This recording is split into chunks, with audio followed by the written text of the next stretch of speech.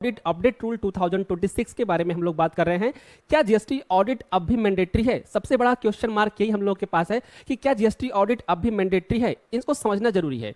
तो जी, GST audit अब भी मैंडेटरी है, बट कुछ कंडीशन उसमें चेंज की गई है। क्या कंडीशन चेंज की गई है? सबसे पहले था कि जीएसटी ऑडिट सिर्फ सीए सीएमए द्वारा ही की जाएगी, बट ये ऑडिट अमेंडमेंट कर दिया गया था 1 अगस्त 2021 से। ये मान्यता समाप्त कर दी गई थी कि आप जीएसटी ऑडिट सिर्फ सीए और सीएमए ही करेंगे।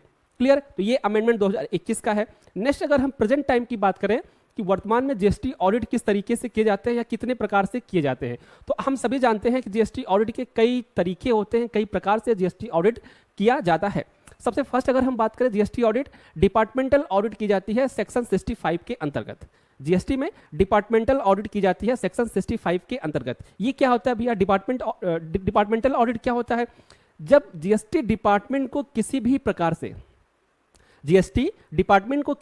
से अगर रजिस्टर्ड पर्सन के बारे में, जीएसटी में जो रजिस्टर्ड है, ध्यान दीजिएगा, जीएसटी डिपार्टमेंट को किसी भी प्रकार से रजिस्टर्ड पर्सन के record, return, ITC, tax payment आदि के बारे में कुछ भी संदेह होता है तो वो उसकी जांच कर सकता है। इसे बोलते हैं डिपार्टमेंटल ऑडिट।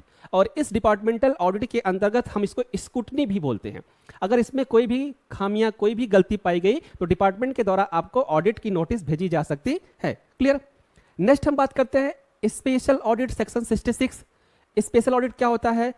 एक अधिकारी, यदि अधिकारी को ऐसा लगता है, जीएसटी डिपार्टमेंट के अधिकारी को ऐसा लगता है कि टैक्स लायबिलिटी का वायलेशन